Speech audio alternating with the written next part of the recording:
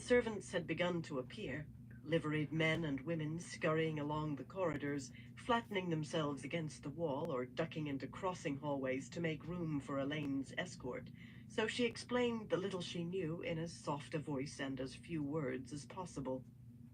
Some rumors she did not mind reaching the streets and inevitably Aramilla, but tales of Rand could be as bad as tales of the Forsaken by the time they were twisted through a few retellings. Worse in a way. No one would believe the Forsaken were trying to put her on the throne as a puppet. In any event, she finished, it's nothing to do with us here. She thought she sounded very convincing, very cool and detached, but Avienda reached out to squeeze her hand, for an Aiel as much as a comforting hug with so many people to see, and Birgitte's sympathy flooded through the bond. It was more than commiseration. It was the shared feeling of a woman who had already suffered the loss she herself feared and swore. Guidal Kane was lost to Birgitte as surely as if he were dead, and on top of that, her memories of her past lives were fading. She remembered almost nothing clearly before the founding of the White Tower, and not all of that. Some nights, the fear that Guidal would fade from her memory too, that she would lose any remembrance of actually having known and loved him, left her unable to sleep until she drank as much brandy as she could hold. That was a poor solution, and Elaine wished she could offer a better.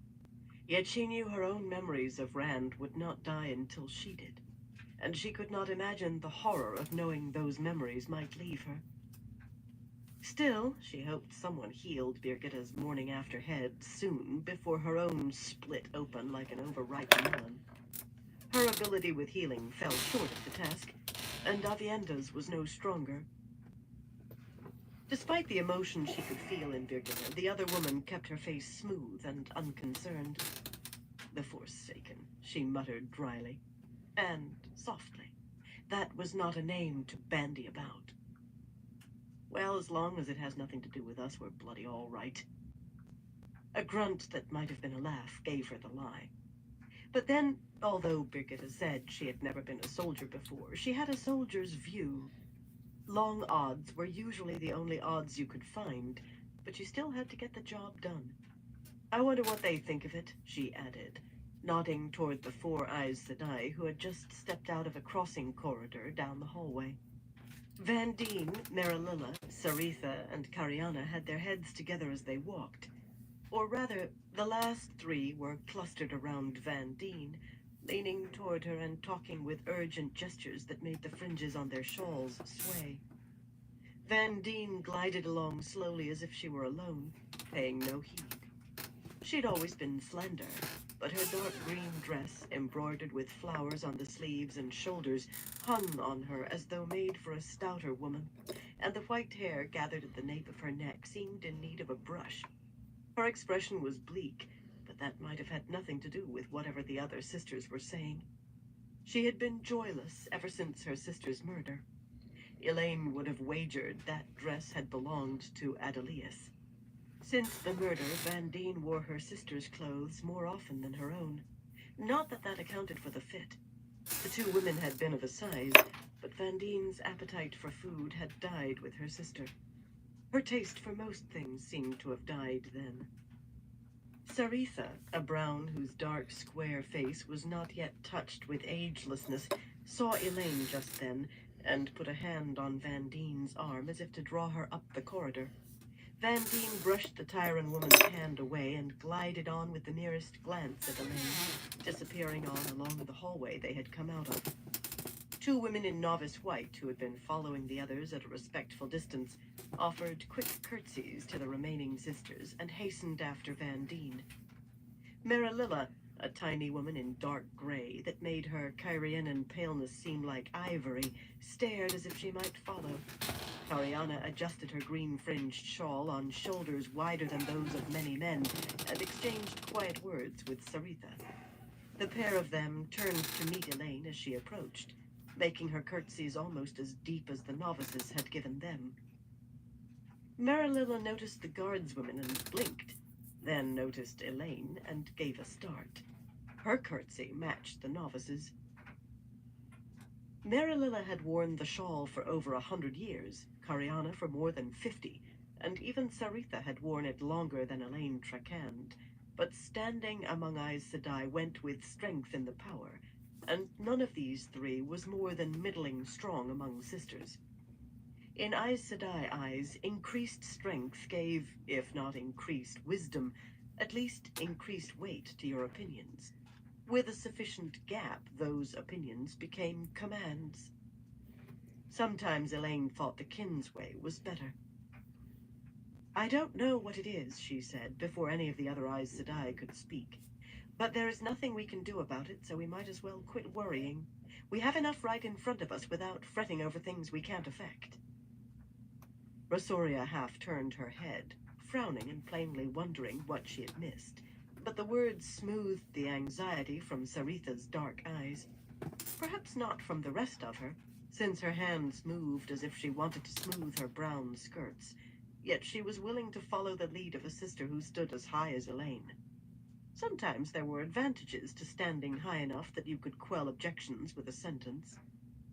Cariana had already regained serenity, if she had ever lost it. It sat easily on her, though she looked more like a wagon driver than an Aes Sedai, despite her beryl-slashed silks and smooth, ageless, coppery face. But then, greens usually were made of tougher stuff than browns. Marililla did not look at all serene. Wide eyes and half-parted lips gave her the appearance of startlement.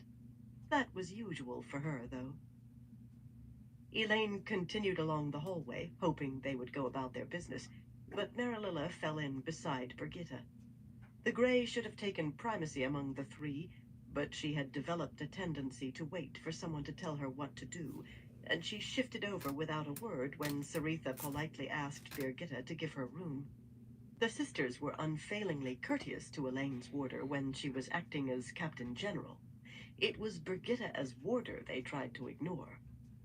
Aviendha received no such civility from Cariana, who elbowed in between her and Elaine. Anyone not trained in the White Tower was a wilder by definition, and Cariana despised wilders.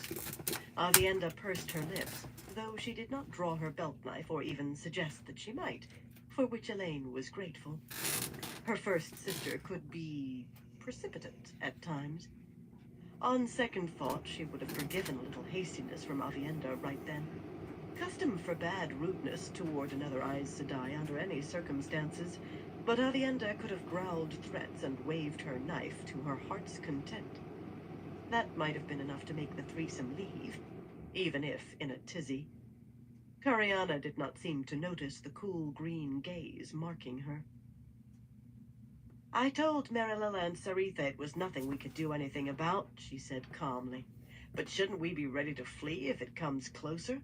There's no shame flying from that. Even linked, we would be moths fighting a forest fire. Van Deen wouldn't bother to listen. We really should make some sort of preparations, Elaine, Saritha murmured absently, as if making lists in her head. It's when you don't make plans that you wish you had. There are a number of volumes in the library here that mustn't be left behind. I believe several can be found in the Tower Library. Yes. Marilla's voice was breathless, and as anxious as her large, dark eyes. Yes, we really should be ready to go. Perhaps we should not wait. Surely going from necessity would not violate our agreement. I'm sure it would not. Only Brigitta as much as glanced at her, but she flinched. If we do go, Cariana said, as if Marililla had not spoken, we'll have to take all of the kin with us. Allow them to scatter, and the light only knows what they'll do or when we will ever catch them again, especially now that some have learned to travel. There was no bitterness in her voice, though only Elaine among the sisters in the palace could travel. It seemed to make a difference to Cariana that the kinswomen had begun in the White Tower, even if most had been put out and a few had run away. She had identified no fewer than 4 of them herself, including one runaway. At least they were not wilders. Saritha's mouth tightened, though. It weighed on her that several kinswomen could weave gateways, and she had very different notions of the kin. Normally she limited her objections to the occasional frown or disparaging grimace, since Elaine had made her own views clear, but the stress of the morning seemed to have loosened her tongue. "We do indeed need to take them with us," she said in a cutting tone. "Else they'll all be claiming to be Aes Sedai as soon as they're out of our sight. Any woman who maintains she was put out of the tower over 300 years ago will claim anything. They need to be kept under a close watch, if you ask me, instead of going about as they please. Most especially those who can travel. They may have gone where you told them and come back so far, Elaine, but how long before one of them doesn't return? Mark my words. Once one of them escapes, others will follow, and we will have a mess on our hands we'll never clean up." "There is no reason for us to go anywhere," Elaine said firmly, as much for the guards as for the sisters. That distant beacon was still in the same spot where she had first sensed it, and if it did move, the chance seemed small that it would move toward Camelin, much less actually come there. But a rumor that Aes Sedai were planning flight might be enough to engender a stampede, mobs clawing to reach the gates ahead of whatever could frighten Aes Sedai. An army sacking the city would not kill as many. And these three chattered away as if there were no one to hear but the wall hangings. There was some excuse for Marililla, but not the others. "We will remain here as the Amerlin seat has commanded until the Amerlin commands otherwise. The kinswomen will continue to receive every courtesy until they are welcomed back into the tower, and that is the Amerlin's command too, as you very well know. And you will continue teaching the Windfinders and go about your lives as Aes Sedai should.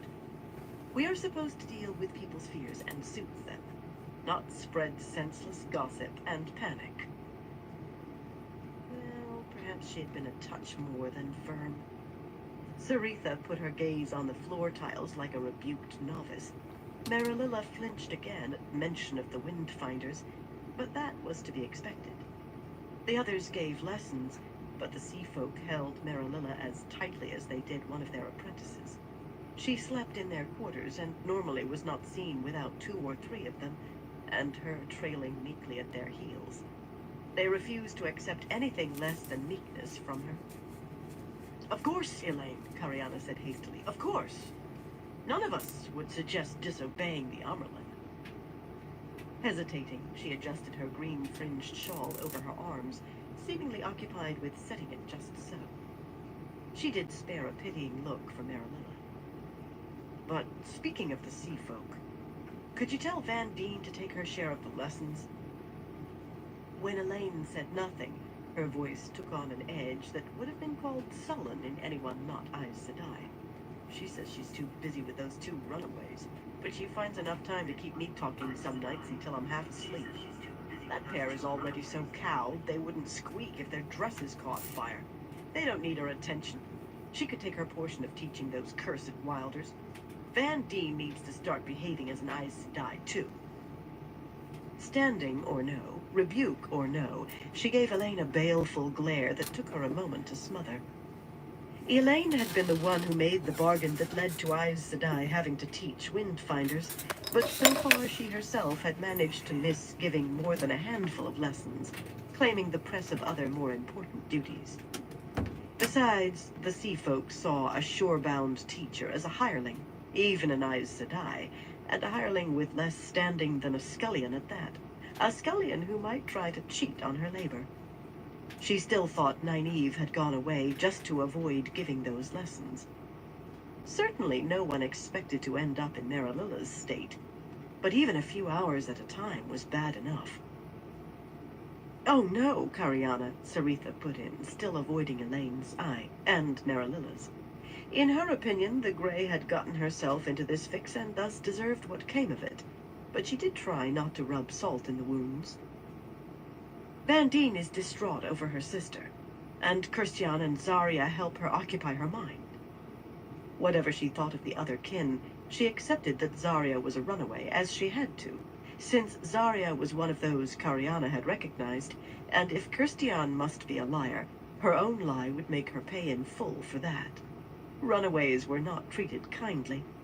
I spend hours with her too, and she almost never talks of anything but Adelius.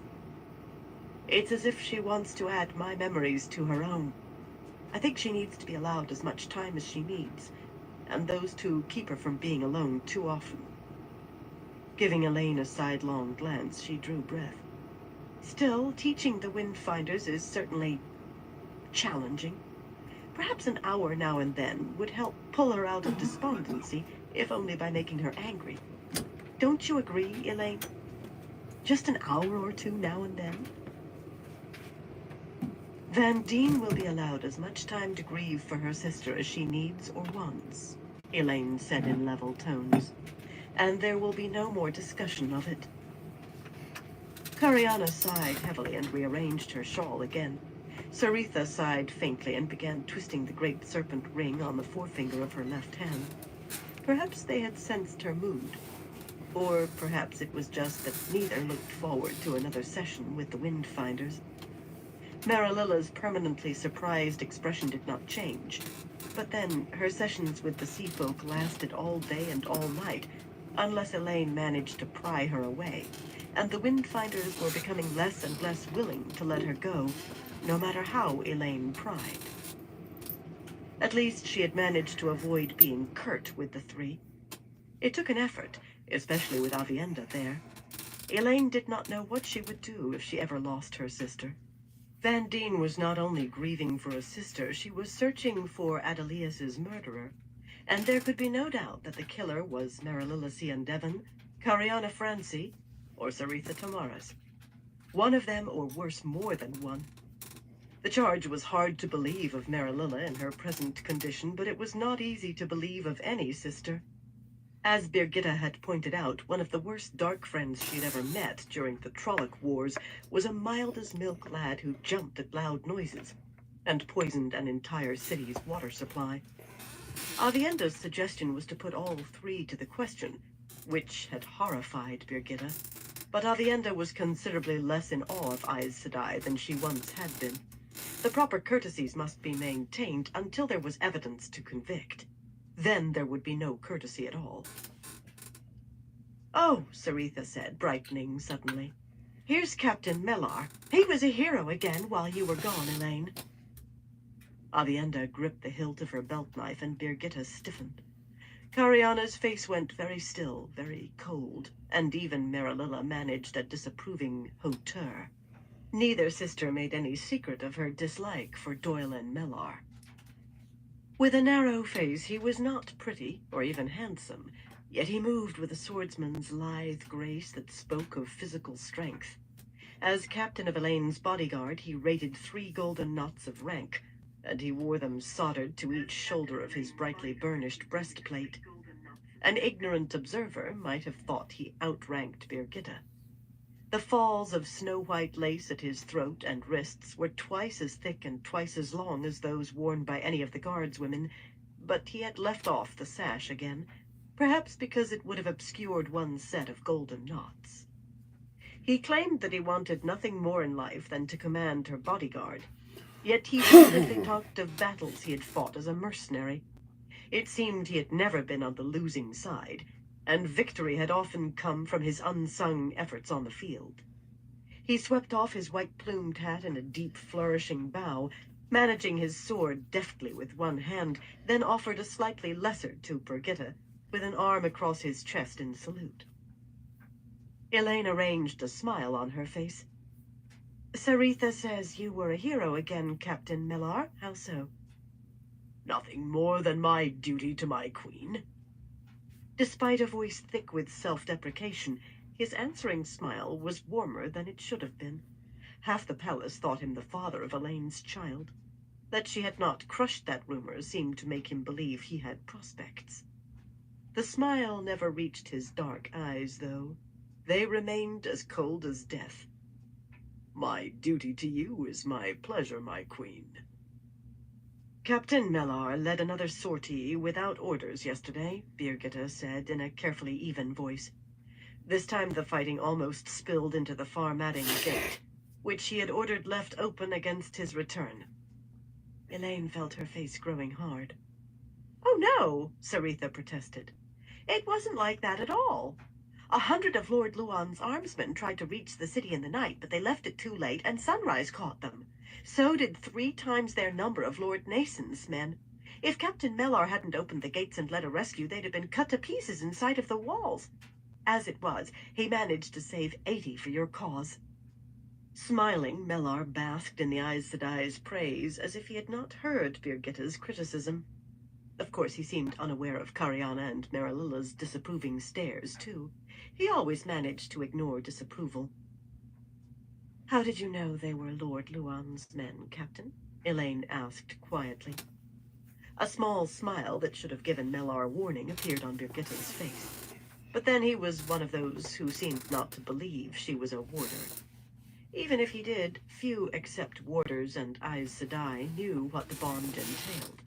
If anything, Mellar's expression grew more smug. "I didn't go by banners, my queen. Anybody can carry a banner.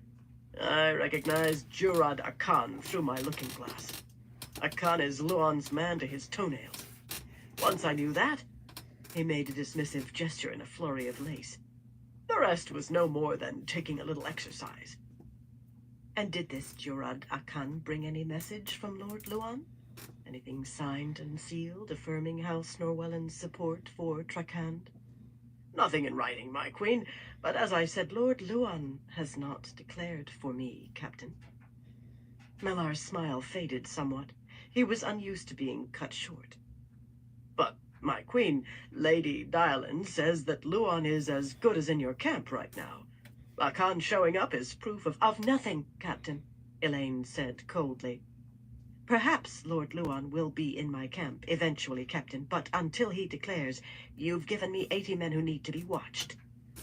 80 out of 100. And how many of hers had he lost? And he had risked Camelin doing it, burn him. "Since you can find time in your duties commanding my bodyguard to lead scenes, you can find time to arrange for watching them. I won't spare anyone from the walls. Set Master Akan and his family to the men I've brought in from the manors. We'll keep them all busy and out of trouble most of each day, but I leave it to you how to keep them away from the walls the rest of the time. And I do expect them to be away from the walls and out of trouble, Captain. You may see to it now." Mellar stared at her, stunned.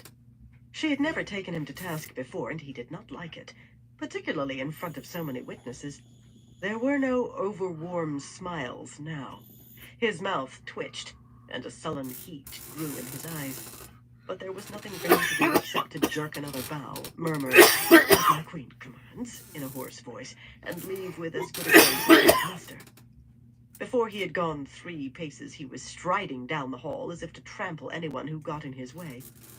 She would have to tell Rosoria to take care.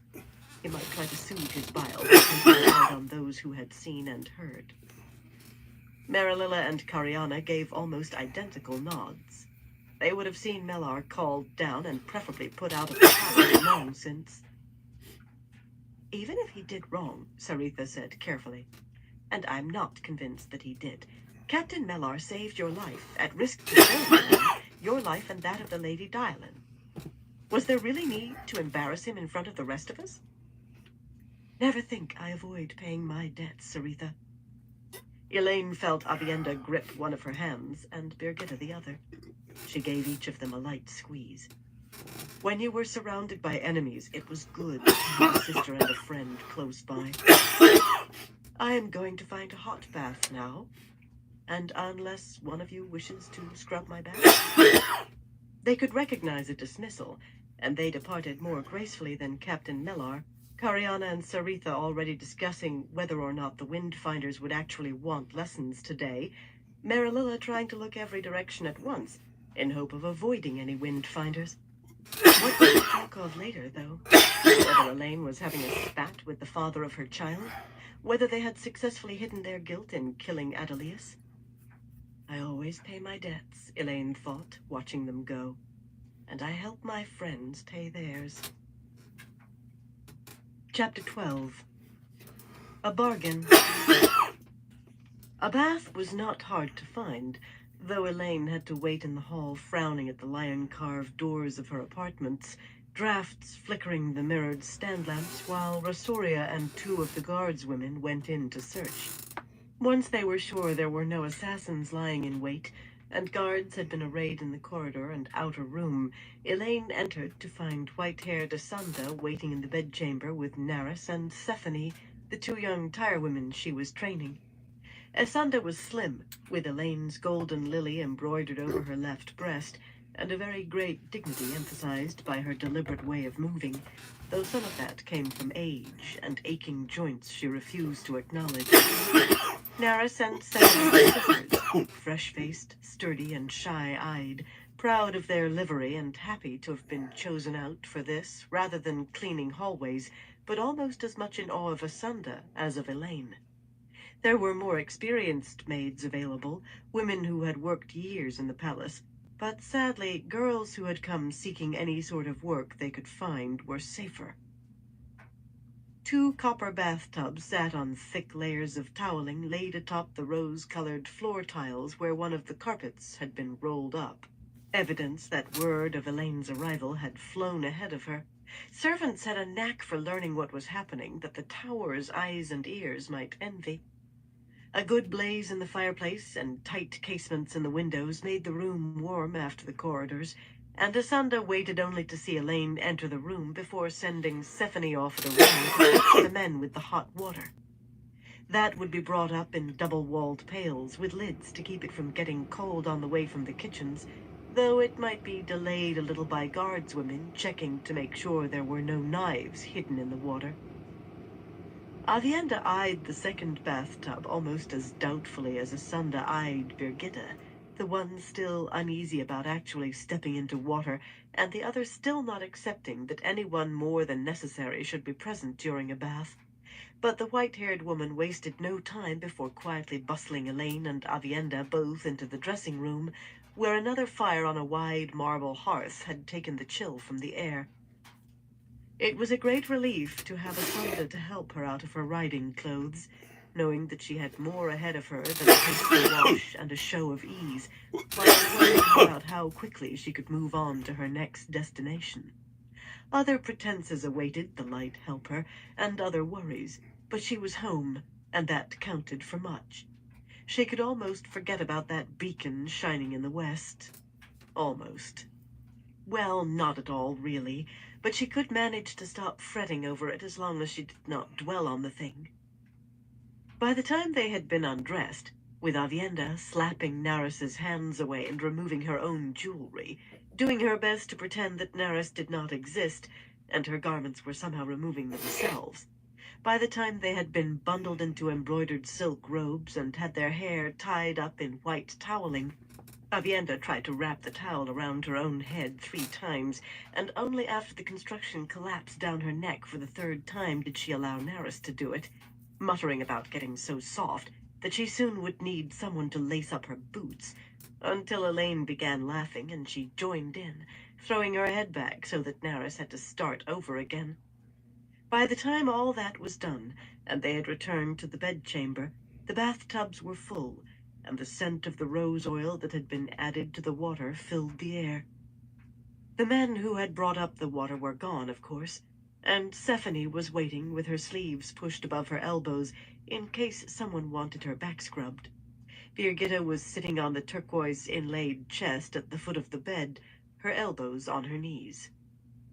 Elaine allowed Esanda to help her off with her pale green swallow-worked robe, and sank into her tub immediately, submerging herself to her neck in water just a hair short of too hot.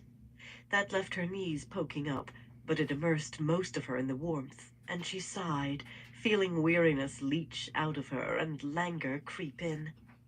Hot water might have been the greatest single gift of civilization.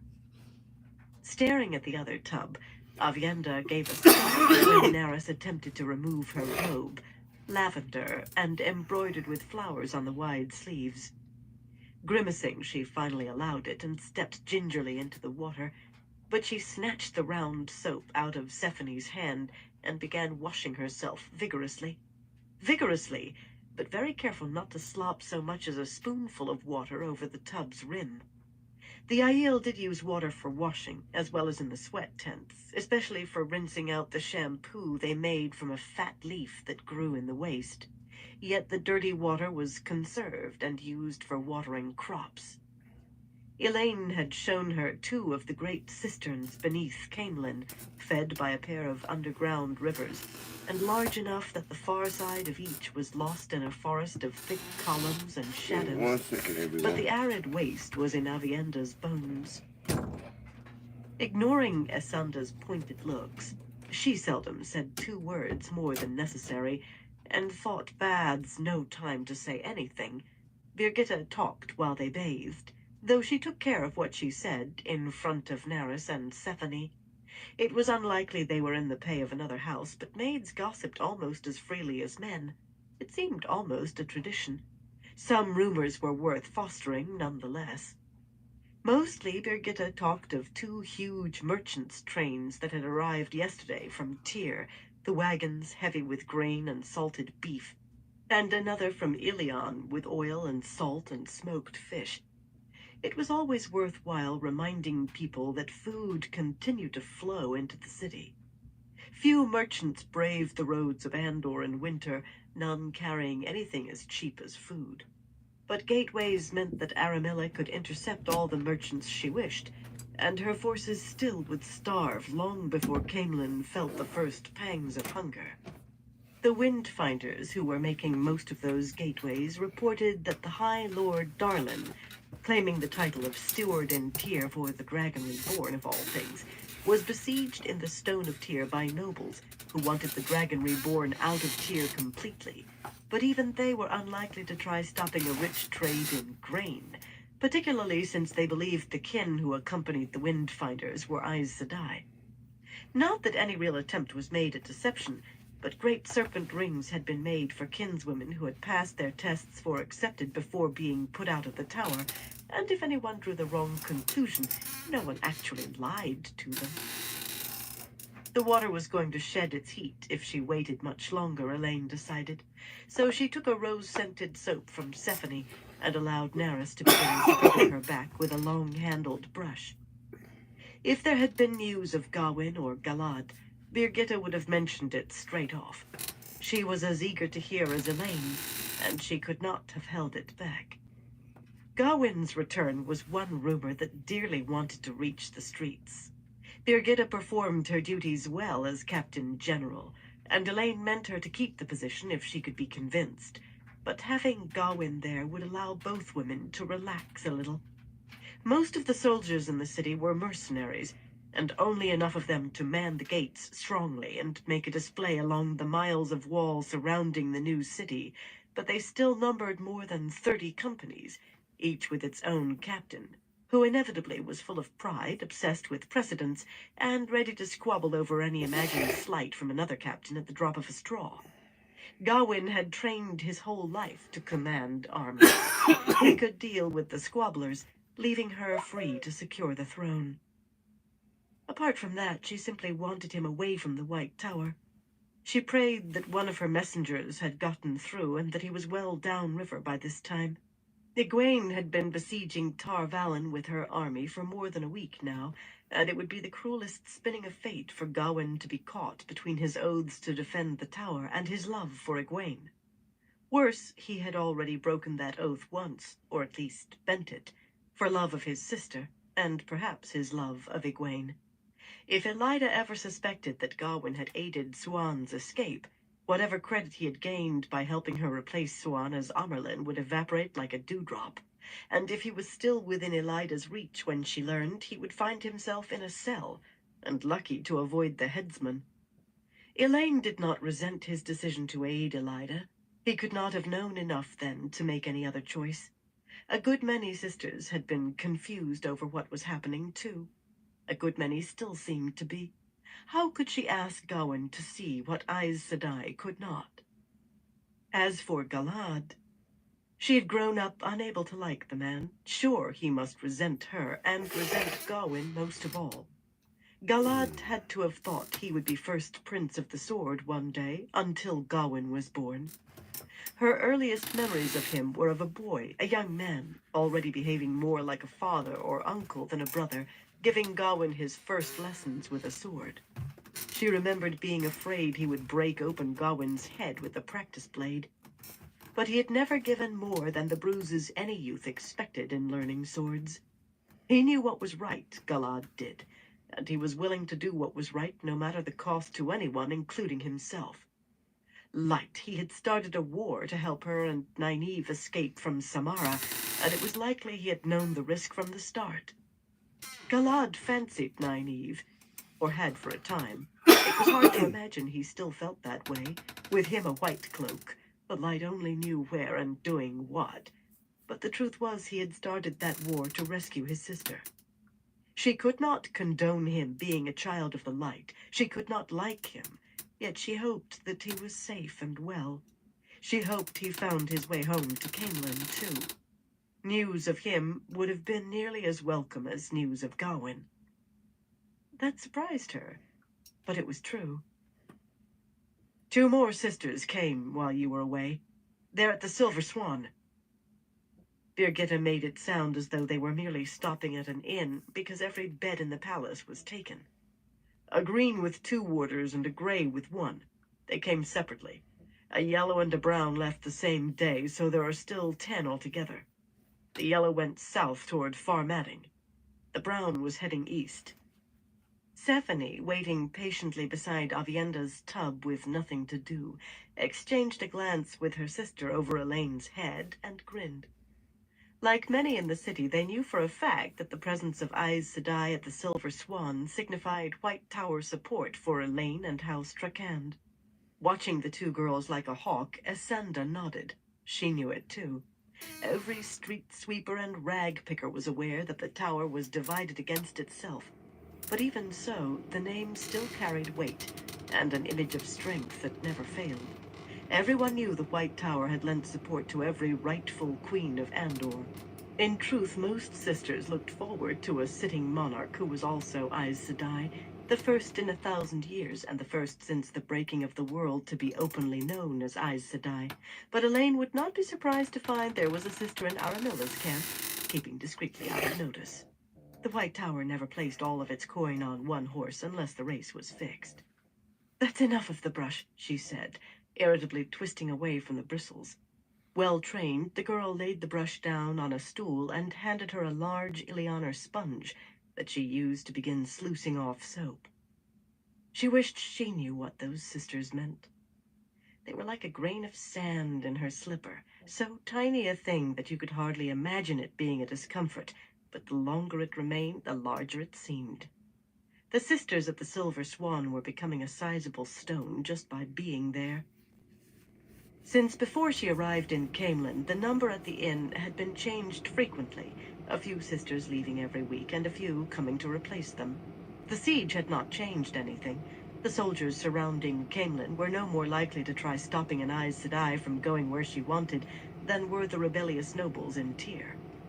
There had been Reds in the city too for a while, asking after men heading for the Black Tower, but the more they learned, the more they had let their disgruntlement show, and the last pair had ridden out of the city the day after Aramilla appeared before the walls. Every Aes Sedai who entered the city was carefully watched, and none of the Reds had gone near the Silver Swan, so it seemed unlikely the sisters there had been sent by Elida to kidnap her. For some reason, she imagined little groups of Aes Sedai scattered from the Blight to the Sea of Storms, and constant streams of sisters flowing between, gathering information, sharing information. A peculiar thought. Sisters used eyes and ears to watch the world, and rarely shared what they learned unless it was a threat to the tower itself. Likely those at the Swan were among the sisters sitting out the tower's troubles, waiting to see whether Egwene or Elida would end with the Amerlin seat before they declared themselves. That was wrong. An Aes Sedai should stand for what she thought was right without worrying over whether she was choosing the winning side. But these made her uneasy for another reason. Recently, one of her watchers at the Swan had overheard a disturbing name, murmured and quickly shushed, as if in fear of eavesdroppers. Cadsuane. Not a common name, that. And Cadsuane Malydrin had meshed herself closely with Rand while he was in Cairhien. Van Dien did not think much of the woman, calling her opinionated and mule-headed, but Cariana had almost fainted in awe at hearing her name. It seemed the stories surrounding Cadsuane amounted to legends. Trying to deal with the Dragon Reborn single-handed was just the sort of thing Katswayne Malaki might do. Not that Elaine had concerns about Rand and Any Eyes Sedai, except that he might outrage her beyond her control. The man was too pig-headed himself sometimes to see where his own good lay. But why would a sister in Camelin mention her name? And why had another hushed her? Despite the hot bath water, she shivered, thinking of all the webs the White Tower had spun through the centuries, so fine that none could see them except the sisters who did the spinning, so convoluted that none but those sisters could have unraveled them. The Tower spun webs, the Ajas spun webs, even individual sisters spun webs. Sometimes those schemes blended into one another as though guided by a single hand. Other times they had pulled one another apart. That was how the world had been shaped for 3,000 years. Now the Tower had divided itself neatly into rough thirds. 1/3 for Egwene, one for Elida, and one that was standing aside. If those last were in contact with one another, exchanging information, forming plans, the implications... A sudden tumult of voices dimmed by the closed door made her sit up straight. Naris and Stephanie squealed and leaped to clutch one another, staring wide-eyed at the door. What in the bloody flaming... Snarling, Birgitta hurled herself off the chest and out of the room, slamming the door behind her. The voices rose higher. It did not sound as if the guardswomen were just arguing at the tops of their lungs, and the bond carried mainly anger-frustration, along with her bloody headache. But Elaine climbed out of the bathtub, holding out her arms for Asunda to slip her robe on. The white-haired woman's calmness, and perhaps Elaine's, soothed the two maids enough that they blushed when Asunda looked at them. But Avienda leaped from her tub, splashing water everywhere, and dashed dripping into the dressing room. Elaine expected her to return with her belt knife, but instead she came back surrounded by the glow of sight and holding the amber turtle in one hand. With the other, she handed Elaine the angreal that had been in her belt pouch, an aged ivory carving of a woman clothed only in her hair. Accepting the towel atop her head, Avienda wore only a wet sheen, and she angrily waved Stephanie away when the woman tried to put her robe on her. Knife or no knife, Avienda still tended to think as if she were going to fight with a blade, and might need to move suddenly. "Put this back in the dressing room," Elaine said, handing the ivory angreal to Asunda. "Avienda, I really don't think we need to..." The door opened a crack, and Birgitta put her head in, scowling. Naris and Stephanie jumped, not so soothed as they had seemed. "Zaida wants to see you," Birgitta growled at Elaine. "I told her she'd have to wait, but..." With a sudden yelp, she staggered into the room, catching her balance after 2 steps, and whirling to face the woman who had pushed her. The wave mistress of Clan Catalar did not look as though she had pushed anyone. The ends of her intricately knotted red sash swirling about her knees, she entered the room calmly, followed by 2 windfinders, one of whom shut the door in Rasuria's angry face. All 3 swayed when they moved nearly as much as Birgitta did in her heeled boots. Zaida was short, with streaks of gray in her tightly curled hair, but her dark face was one of those that grew more beautiful with the years, and her beauty only seemed magnified by the golden chain, heavy with small medallions, that connected one of her fat golden earrings to her nose ring. More importantly, her air was one of command, not of arrogance, but of the knowledge that she would be obeyed. The windfinders eyed Avienda, still glowing with the power, and Shanella's angular face tightened. Yet, aside from a murmur from Shialin that the Aiel girl was ready to weave, they remained silent and waited. The 8 earrings in Shialin's ears marked her as windfinder to a clan wave mistress, and Shanella's honor chain carried nearly as many golden medallions as that of Zaida herself. Both were women of authority, and it was plain in the way they held themselves and moved, yet one needed to know nothing of the Atha Anmier to know, as soon as one saw them, that Zaida din Parida held the first spot. "Your boots must have tripped you, Captain General," she murmured with a small smile on her full lips, one dark tattooed hand toying with the golden scent box that dangled on her chest. "Clumsy things, boots." She and the two windfinders were barefoot as always. The soles of the Atha Anmier's feet were as tough as shoe soles, unbothered by rough decks or cold floor tiles. Strangely, in addition to their blouses and trousers of brightly colored silk brocades, each woman wore a wide stole of plain white that hung below her waist and almost hid her multitude of necklaces. "I was taking a bath," Elaine said in a tight voice, as if they could not see that, with her hair done up and her robe clinging to her damply. Esanda was almost quivering with indignation, which meant she must be beside herself with fury. Elaine felt close to it herself.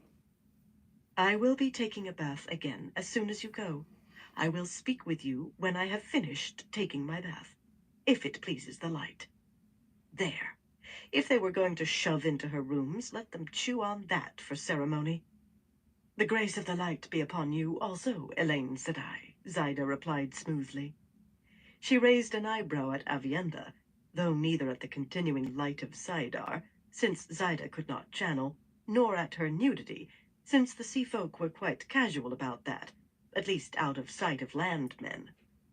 "You have never invited me to bathe with you, though it would have been courteous, but we will not speak of that. I have learned that Nesta Dinrius Tumuns is dead, killed by the Shonchan. We mourn her loss." All three women touched their white stoles and touched fingertips to lips, yet Zaida seemed as impatient with formality as Elaine. Without raising her voice or speeding its pace, she merely pushed on, almost shockingly abrupt and to the point for one of the sea folk. "The first 12 of the Atha Anmier must meet to choose another mistress of the ships. What is happening to the west makes it clear there can be no delay." Shailen's mouth tightened, and Shanella raised her pierced scent box to her nose, as if to drown the smell of something. Its spicy perfume was sharp enough to squeeze through the scent of rose oil in the room. However they had described what they sensed to Zaida, she displayed no unease, or anything but certainty. Her gaze held steady on Elaine's face. "We must be ready for whatever comes, and for that we need a mistress of the ships.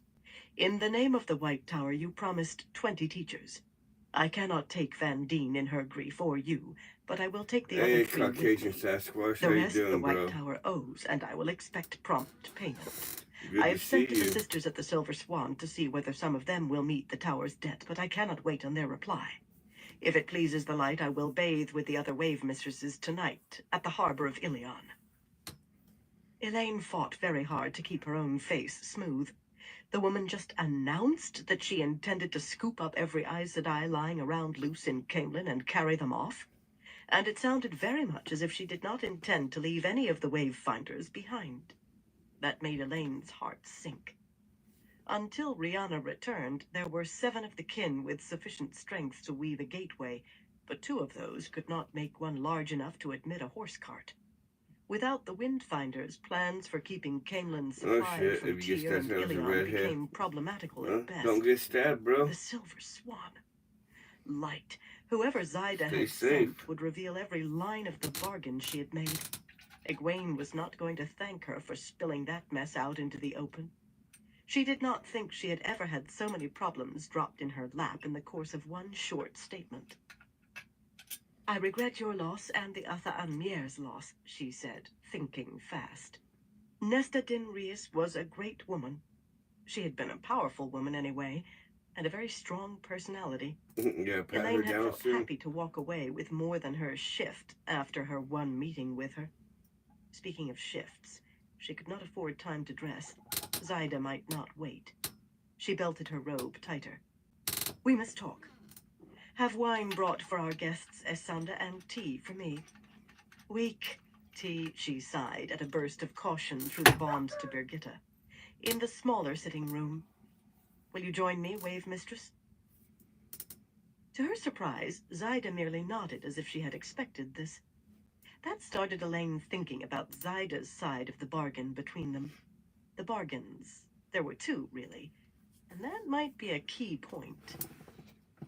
No one had expected the smaller sitting room to be used for some time, so the air held a chill, even after Stephanie rushed with a spark wheel to light the kindling laid beneath split oak on the wide white hearth and scurried out of the room.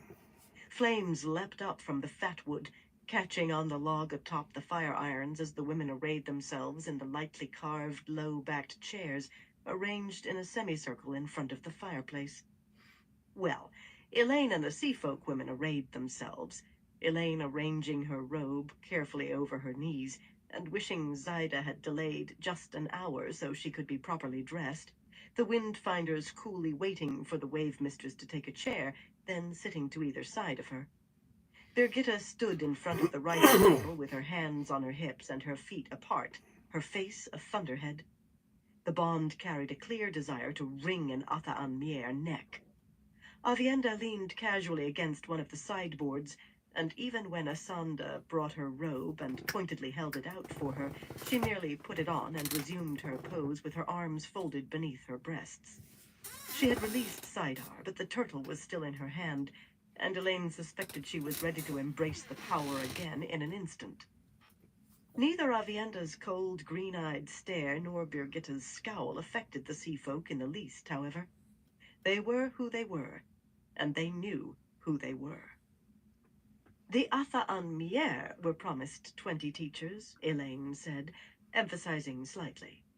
Zyda had said that she had been promised, that she would collect payment, but that bargain had been made with Nesta Din Rias. Of course, Zyda might believe she would become the new mistress of the ships herself. Proper teachers to be selected by the Amerlin seat. I know that the Atha Anmier pride themselves on meeting their bargains in full, and the tower will meet its side too. But you knew when sisters here agreed to teach that it was temporary, and a bargain quite apart from that made with the mistress of the ships. You admitted as much when you agreed for Windfinders to weave gateways to bring supplies to Camelin from Ilion and Tyr. Surely you would not have gotten involved in the affairs of the Shorebound for any reason other than paying off a bargain. But if you are leaving, your help is at an end, and so is our requirement to teach. I fear you will harvest no teachers at the Silver Swan, either. The Atha Anmier will have to wait until the Amerlin sends teachers, according to the bargain made with the mistress of the ships. A pity she could not demand they stay away from the inn, but it might already be too late for that, and every reason she could think of sounded hollow. Good An luck, argument bro. that shattered for lack of Definitely, a center would be only safe, embolden bro. Zyda. The Atha Anmier were ferocious hagglers, scrupulous but ferocious. She had to go very slowly, very carefully.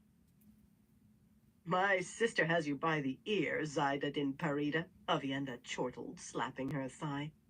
Hung up by the ankles, in fact. That was a sea folk punishment that she found incredibly amusing for some reason. Elaine stifled a burst of irritation. Avienda enjoyed chances to tweak the sea folks' noses. She had begun while they were fleeing Ebu Dar and never really stopped. But this was no time for it. Shanella stiffened, her calm face sinking into a glare. The lean woman had been the butt of Avienda's nose tweaking more than once, including a regrettable episode involving Usquai, a very potent Aiel drink. The glow of Saidar actually surrounded her. Zyda could not see that, but she knew about the Usquai and Shanella being carried to her bed, sicking up the whole way, and she raised a peremptory hand toward the Windfinder. Tonight. The glow faded, and Definitely Shanella's safe, face bro. darkened. It might have been a blush or anger. All that you say may be so, Zyda said, which was not far from insulting, especially said to an Aes Sedai. In any event, Marililla was not part of that. She agreed to be one of the teachers long before she reached Camelin, and she will go with me to continue her teaching. Elaine drew a long breath. She could not even try to argue Zyda out of this. A great part of the White Tower's influence rested on the fact that the tower kept its word as surely as the sea folk, that it was known to keep its word. Oh, people said you had to listen carefully to be sure an Aes Sedai had promised what you thought she had, and that was often true. But once the promise was clear, it was as good as an oath under the light. At least the Windfinders were not likely to let Marililla get away. They hardly let her out of their sight. You may have to return her to me if I have particular need of her. If Van Dien and the 2 helpers found proof that she was Black Aja. If that happens, I will arrange a replacement. and who that could be she had no idea. She has the rest of her year to serve. At least a year by the bargain. Zaida gestured as if making a concession. But so long as you understand that her replacement must come before she leaves, I will not let her go without another in her place. I suppose that will do, Elaine replied calmly. It would bloody well have to, since she had no other choice. Zaida smiled faintly and let the silence stretch. Chanella shifted her feet, but more in impatience than as if to rise, and the wave mistress did not stir. Plainly she wanted something more, intended another bargain, and plainly she wanted Elaine to speak first. Elaine set herself to outwait the other woman. The fire had begun to blaze and crackle, sending sparks up the chimney and radiating a fine warmth into the room, but her damp robe absorbed the chill in the air and transferred it to her skin. Ignoring the cold was all very well, but how were you supposed to ignore being cold and wet? She met Zaida's gaze levelly and matched her tiny smile. Esanda returned, followed by Neris and Sephane, carrying ropework trays, the one with a silver teapot in the shape of a lion and thin green cups of sea-folk porcelain, the other hammered silver cups, and a tall-necked wine pitcher that gave off the aroma of spices. Everyone took wine, except for Elaine, who was never offered the choice. Peering into her tea, she sighed. She could see the bottom of the cup quite clearly. If they made it any weaker, they might as well give her water. After a moment, Avienda strode across the room to set her wine cup back on the tray atop one of the sideboards and pour herself a cup of tea. She gave Elaine a nod and a smile, combining sympathy with the suggestion that she really preferred watery tea to wine. Elaine smiled back in spite of herself. First sisters shared the bad as well as the good. Birgitta grinned over the top of her silver cup and proceeded to empty half of it in a gulp. The bond carried her amusement at the grumpiness she felt from Elaine. And it still carried her headache, in no way reduced. Elaine rubbed her temple. She should have insisted that Marililla heal the woman as soon as she had seen her. A number of the kin outstripped Marililla when it came to healing, but she was the only sister in the palace with a halfway decent ability. You have great need of women to make these gateways, Zaida said suddenly. Her full mouth was no longer smiling. She disliked having spoken first. Elaine sipped her wretched excuse for tea and said nothing. It might please the light that I could leave one or two windfinders here, Zaida went on. For a set time. Elaine wrinkled her brow as though considering. She needed those bloody women and more than one or two. What would you ask in return? She said finally. 1 square mile of land on the river Aranin. Good land, mind, not marshy or boggy.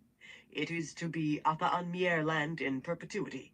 Under our laws, not Andor's, she added, as if that were a small afterthought, hardly worth mentioning. Elaine choked on her tea.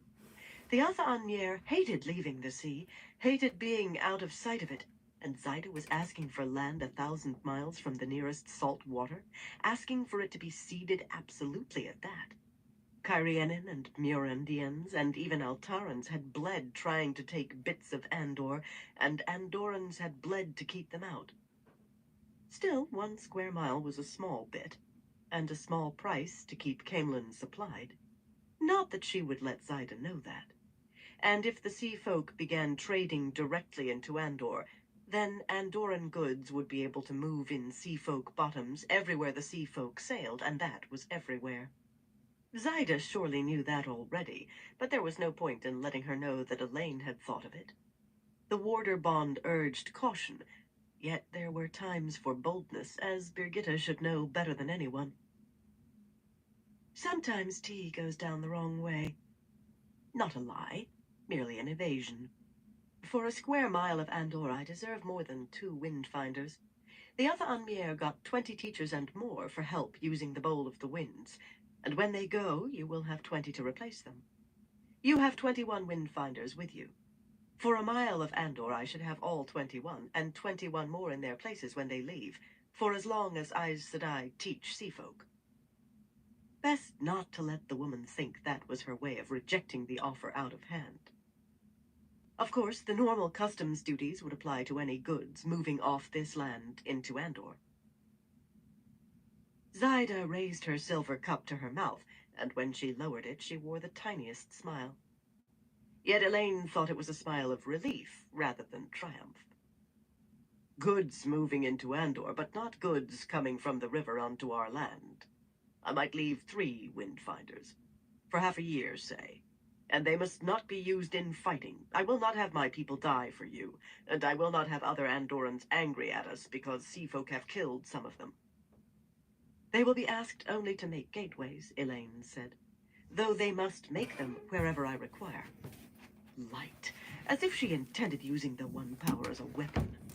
The sea folk did so without a second thought, but she was trying very hard to behave as Egwene demanded, as though she had already taken the 3 oaths. Besides, if she blasted those camps outside the walls with Sidar, or allowed anyone else to, not a house in Andor would stand with her. They must stay until my crown is secure, whether that is half a year or longer. The crown should be hers in much less time, but as her old nurse Lini used to say, you counted your plums in the basket, not on the tree. Once the crown was hers, though, she would not need windfinders to supply the city, and in all truth, she would be happy to see their backs. But 3 is not nearly enough. You will want Shailin, since she is your windfinder. I will keep the rest. The medallions on Zaida's honor chain swayed gently as she shook her head. Talan and Matara are apprentices still. They must return to their training. The others have duties too. 4 might be spared until your crown is secure. From there, it was just a matter of bargaining. Elaine had never expected to keep the apprentices, and windfinders to clan wave mistresses could not be spared either, which she had expected. Most wave mistresses used their windfinders and swordmasters as close advisors, and would be parted from one as easily as she would be parted from Birgitta. Zaida tried to exclude others as well, such as windfinders who served on large vessels like rakers and skimmers. But that would have disqualified the greater number right there, and Elaine refused to come down in her demands unless Zaida came up in her offers, which the woman did slowly, grudging every concession. But not so slowly as Elaine might have expected. Clearly the wave mistress needed this bargain as much as she herself needed women who could weave gateways. Under the light, it is agreed, she was able to say at last, kissing the fingertips of her right hand and leaning forward to press them to Zaida's lips. Avienda grinned, obviously impressed. Birgitta kept a smooth face, but the Bond said she found it hard to believe Elaine had come out so well. It is agreed under the light, Zaida murmured. Her fingers on Elaine's lips were hard and calloused, though she could not have hauled on a rope herself in many years. She looked quite satisfied for a woman who had yielded 9 of the 14 windfinders who had been on the table. Elaine wondered how many of those 9 would be women whose ships had been destroyed by the Shonchan in Ebu Dar. Losing a ship was a serious matter among the Afa'an Mier, whatever the reason, and maybe cause enough to want to stay away from home a little longer. No matter. Chanella looked glum, her tattooed hands tight on the knees of her red brocaded trousers, yet not so glum as might be expected from a sea-folk woman who would have to remain ashore a while longer. She was to command the windfinders who stayed, and she did not like it that Zaida had acceded to her being under Elaine's authority, and Birgitta's. There were to be no more sea-folk striding around the palace as if they owned it, and making demands left and right. But then Elaine suspected that Zaida had come to this meeting knowing she would leave some of her party behind, and Chanella had come knowing she would command them. That hardly mattered either, nor did it matter what advantage Zaida hoped to gain toward becoming mistress of the ships. That she saw some was clear as good glass. All that mattered was that Caemlyn would not go hungry. That and the bloody beacon still blazing in the west. No. She would be a queen, and she could not be a moonstruck girl. Caemlyn and Andor were all that could matter. Chapter 13. High Seats. Zyda and the two Windfinders departed from Elaine's apartments, graceful and outwardly unhurried, but with almost as little ceremony as they had entered, a bare wish that the light illumine Elaine and see her safe. For Atha Anmier, that was almost rushing off without a word. Elaine decided that if Zyda did indeed want to be the next mistress of the ships, the woman had a rival she hoped to steal a march on. It might be well for Andor if Zyda did attain the Atha Anmier throne, or whatever the sea folk called it. Bargain or no bargain, she would always be aware that Andor had helped her, and that had to be for the good. Though, if she failed, her rival would be aware of where Andor's favor had gone, too. Still, it was all if and maybe. Here and now was another thing altogether. I do not expect anyone to manhandle an ambassador, she said quietly once the doors had closed behind them. But in the future, I do expect the privacy of my rooms. Even ambassadors are not to be allowed simply to wander in. Am I understood? Rasoria nodded, her face wooden, but by the color that flashed into her cheeks, she felt the mortification of having let the folk pass as keenly as Birgitta, and the bond writhed until Elaine felt her own face growing red with a stinging embarrassment. You did nothing wrong, exactly, but don't let it happen again. Light. Now she sounded a dolt. We will speak no more of it, she said stiffly. Oh, burn Birgitta and the bond. They would have had to wrestle with Zyda to stop her, but adding bone-deep humiliation to the other woman's headache was piling insult on injury. And Avienda had no call to grin in that smarmy way. Elaine did not know when or how her sister had learned that she and Birgitta sometimes reflected one another, but Avienda found the whole thing vastly amusing. Her sense of humor could be rough at times. I think you two will make each other melt one day, she said, laughing. But then, you already played that joke, Birgitta Trahelian. Birgitta scowled at her, sudden alarm crushing embarrassment in the bond, and she returned such a look of innocence, it seemed her eyes might fall out of her face. Better not to ask, Elaine decided. When you ask questions, Lena used to say, then you have to hear the answers whether you want to or not. She did not want to hear, not with Rasoria studiously examining the floor tiles in front of her boots, and the rest of the guardswomen in the anteroom failing to pretend not to be listening. She had never realized how precious privacy was until she lost it completely. Near enough completely, anyway. I'm going to finish my bath. Calmly. Blood and ashes. What joke had Birgitta played on her? Something that made her melt? It could not have been much if she still did not know what it was. Unfortunately, the bathwater had gone cold. Tepid, anyway. Hardly anything she wanted to sit in. A little while longer soaking would have been wonderful, but not at the expense of waiting while the tubs were emptied bucket by bucket and more hot water brought up. The entire palace must know she was back by now, and the first maid and the first clerk would be anxious to make their daily report. Daily when she was in the city, and doubly anxious because she had been gone for a day.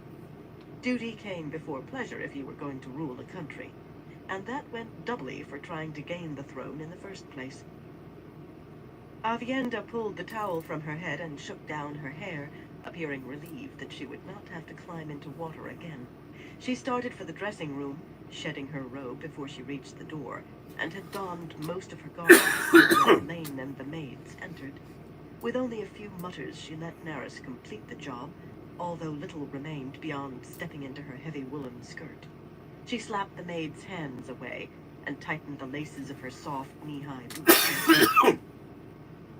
For Elaine, it was not so easy, unless some emergency loomed, and she was slighted when she did not discuss her choice of dresses. With close servants, there was always a delicate balance to maintain. Without exception, a body servant knew more of your secrets than you thought she did, and she saw you at your worst, grumpy, tired, weeping in your pillow, in rages and sulks. Respect had to go both ways, or the situation became impossible. So Avienda was sitting on one of the padded benches, allowing Naris to comb out her hair before Elaine could conclude on a simple gray in fine wool, embroidered in green on the high neck and the sleeves, and trimmed with black fox. It was not so much that she had difficulty deciding, but that Asanda kept putting forward silks sewn with pearls or sapphires or fire drops, each more ornately embroidered than the last. No matter that the throne was not yet hers, Asanda wanted to dress her every day as a queen readying for an audience. There had been a point to that, back whenever they brought delegations of merchants to offer petitions or make their respects, especially outlanders hoping that troubles in Andor would not affect their trade. The old saying that who held Camelin held Andor had never really been true. And in merchant eyes, the chances she would actually gain the throne had diminished with the arrival of Aramilla's army outside the gates. They could count the houses arrayed on either side as easily as they could count coin. Even Andoran merchants avoided the royal palace now, keeping out of the inner city as much as possible, so no one would think they had gone to the palace, and bankers came well hooded in anonymous carriages. None wished her ill that she knew, and certainly none wanted to anger her, but neither did they want to anger Aramilla, not now. Still, the bankers did come, and so far she had not heard of any merchants presenting petitions to Aramilla. That would be the first sign that her cause was lost. Getting into the dress took twice as long as it should have, since Asanda allowed Stephanie to help Elaine. The girl breathed heavily the whole time, unaccustomed as yet to dressing someone else, and fearful of making a mistake under Asanda's eye. Much more than of making one in front of her mistress, Elaine suspected. Apprehension made the sturdy young woman clumsy. Clumsiness made her more painstaking, and taking pains made her worry more about mistakes, so the result was that she moved more slowly than the frail older woman ever had. Finally, however, Elaine found herself seated facing Avienda, letting Asanda draw an ivory comb through her curls. In Asanda's view, allowing one of the girls to slip a shift over Elaine's head or fasten her buttons was one thing, but risking either of them making a tangle in her hair quite another. Before the comb had made 24 strokes, though, Birgitta appeared in the doorway. Asanda sniffed, and Elaine could all but see the woman grimace behind her back. Asanda had given on Birgitta being present at baths, however reluctantly, but the dressing room was sacrosanct. Surprisingly, Birgitta let the maid's disapproval slide past her without so much as a placating look. Usually she refrained from pushing Asanda an inch further than Elaine required. Dialin has returned, Elaine. She's brought company, the high seats of Mantiar, Haven, Gilliard, and Northern. For some reason, the bond carried streaks of puzzlement and annoyance. Shared headache or no, Elaine could have jumped for joy. If Asanda had not had the comb deep in her hair, she might have. Good boy. 4. She had never expected Dialin to accomplish so much. Hoped for it, prayed for it, but never expected it. Certainly not in one short week. In truth, she had been sure Dialin would return empty-handed. 4 gave her an equal footing with Aramilla. It was galling to think of being on an equal footing with that foolish woman, but truth was truth. Mantiar, Haven, Gilliard, and Northern. Why not Candread? That was the 5th house Dialin had gone to approach. No. She had 4 more houses, and she was not going to fret over the lack of one. Entertain them in the formal sitting room until I can come, Birgitta. The small sitting room had been sufficient for Zyda. She hoped the wave mistress had not noticed the slight, but 4 high seats required more. And ask the first maid to arrange apartments. Apartments? Light! The Atha an Mier would have to be hurried out of theirs to make room. Until they left, most beds that did not have 2 occupants had 3. Asanda, the green silk with the sapphires, I think. And sapphires for my hair, too, the large sapphires. Birgitta left, still feeling puzzled and upset. Why? Surely she could not think she should have left Dialin cooling her heels because of Zyda. Oh, Light, now she was puzzled over Birgitta feeling puzzled. If that was allowed to feed on itself, they would both end up dizzy. As the door closed, Asunda moved to the nearest wardrobe wearing a smile that might have been called triumphant. Looking at Avienda, who had motioned Naris and her comb away and was folding a dark gray scarf to tie her hair back, Elaine smiled herself. She needed something to take her out of that spinning loop. "Maybe you should wear silks and gems just this once more, Avienda," she said in a gently teasing tone. "Dial-in won't mind, of course, but the others aren't used to Aiel. They might think I'm entertaining a stable hand." She meant it for a joke. They twitted one another about clothes all the time, and Dial-in looked askance at Avienda, whatever she wore. But her sister frowned at the wardrobes lining the wall, then nodded and set the scarf down beside her on the tufted cushion. "Just so these high seats will be properly impressed. Do not think I will do this all the time. It is a favor to you." For someone just doing a favor, she pored over the clothes that Asunda pulled out with a great deal of interest before deciding on a dark blue velvet slashed with green and a silver net to catch her hair. They were her clothes, made for her, but since reaching Camelin she had avoided them as if they were crawling with death's head spiders. Stroking the sleeves, she hesitated as if she might change her mind, but finally she let Naris do up the tiny pearl buttons. She declined Elaine's offer of emeralds that would have suited the gown admirably, keeping her silver plate necklace and heavy ivory bracelet, but at the last minute she did pin the amber turtle to her shoulder. "You can never tell when it might be needful," she said. "Better safe than sorry," Elaine agreed. "Those colors look beautiful on you." It was true, but Avienda blushed. Compliment her on how well she shot a bow or how fast she could run, and she took it as no more than her due. But she had difficulty coming to grips with the fact that she was beautiful. That was a part of herself she had managed to ignore, till recently. Asunda shook her head in disapproval, unaware that the brooch was an angreal. Amber did not wear velvet. Or maybe it was Avienda's horn-hilted knife, which she tucked behind her green velvet belt. The white-haired woman made sure that Elaine wore a small dagger with sapphires on the scabbard and pommel, hanging from a belt of woven gold. Everything had to be just so to gain Asunda's approbation. Rasoria gave a start when Avienda entered the anteroom in her high-necked velvets. The guardswomen had never seen her in anything but Aiel garb before. Avienda scowled as if they had laughed, and gripped her belt knife firmly. But luckily her attention was diverted by a cloth-covered tray sitting on the long side table against the wall. Elaine's midday meal had been served while they were dressing. Whisking the blue-striped cloth aside, Avienda tried to interest Elaine in eating, smiling and pointing out how sweet the stew of dried plums would be, and exclaiming over the pieces of pork in the grainy mush. Slivers, they looked like. Rasoria cleared her throat and mentioned that a fire was burning nicely in the apartment's larger sitting room. She would be more than happy to carry the tray in for the Lady Elaine. Everyone tried to make sure Elaine ate properly, however they saw properly, but this was ridiculous. The tray had been sitting there some time.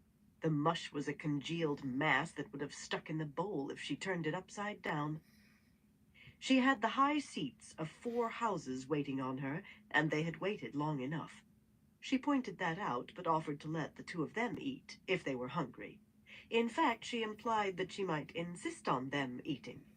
That was enough to make Avienda drop the cloth back over the tray with a shudder, and Rasoria wasted no more time either. It was only a short walk down the icy hallway to the formal sitting room, and the only things that moved, aside from them, were the bright winter wall hangings that stirred in the corridor's drafts. But the guardswomen formed a ring around Elaine and Avienda and kept watch as if they expected Trollocs. It was only with an effort that Elaine convinced Rasoria there was no need to search the sitting room before she entered. The guardswomen served her and obeyed her, but they also were pledged to keep her alive, and they could be as muley over that last duty as Birgitta was over deciding whether she was warder, captain general, or elder sister at any given moment. Likely, following on the heels of the incident with Zyda, Rasoria would have wanted the lords and ladies waiting inside to surrender their weapons. The threat with the mush might have had its part, too. After a short argument, however, Elaine and Avienda swept in through the wide doorway together, and alone. Elaine's feeling of satisfaction did not last, though. The sitting room was large, meant to accept dozens of people comfortably, a dark-paneled space with layered carpets covering the floor tiles and a horseshoe arch of high-backed chairs in front of a tall fireplace of white marble with fine red veins. Here, important dignitaries could be received with more honor than an audience before the throne, because it was more intimate. The blaze dancing along the logs on the hearth had barely had time to take an edge off the chill in the air, but that certainly was not the reason Elaine felt as if she had been struck in the stomach. She understood Birgitta's puzzlement now. Dylan turned from warming her hands at the fire as they entered. A strong-faced woman with fine lines at the corners of her eyes and hints of gray in her gold hair, she had not waited to change on reaching the palace, and still wore a riding dress of deep gray that showed a few travel stains on the hem. Her curtsy was the merest bend of her neck, the slightest dip of her knees, but she intended no discourtesy. Dylan knew who she was as surely as Zyda did. Her only jewelry was a small golden pin in the shape of Taravin's owl and oak on her shoulder, a clear statement that the high seat of Taravin needed nothing more. Yet she had almost died to prove her loyalty to Elaine. "My Lady Elaine," she said formally, "it gives me honor to present to you Lord Perival, High Seat of House Mantiar." A pretty golden-haired boy in a plain blue coat jerked away from peering through the four-barreled kaleidoscope on a gilded stand taller than he was. He had a silver cup in his hand that Elaine hoped very much did not contain wine, or at least extremely well watered if it did. One of the side tables held several trays laden with pitchers and cups, and an ornate teapot she knew might as well be filled with water. "My pleasure, my Lady Elaine," he piped, blushing and managing a credible bow, despite a little clumsiness in handling the sword belted to his waist. The weapon looked much too long for him. "House Mantiar stands with House Trakand." She returned his courtesy in a daze, spreading her skirts mechanically. "Lady Catelyn, High Seat of House Haven," Dylan continued. "Elaine?" a dark-eyed young woman at her side murmured, touching her dark green divided skirts and making a fractional dip that might possibly have been intended for a curtsy, though perhaps she just meant to imitate Dylan. Or perhaps she wanted to avoid poking her chin against the large enameled brooch on the high neck of her dress, the blue bear of Haven. Her hair was caught in a silver net worked with the blue bear, too, and she wore a long ring with the sigil as well. A touch too much pride of house, perhaps. Despite her cool haughtiness, she was a woman only by courtesy, her cheeks still round with baby fat. Haven Alright, everyone. I'm going to call into this live for tonight. But I want to thank everyone for stopping by, and everyone continues to stop by. Definitely appreciate all y'all support. So next time, everyone, y'all stay safe.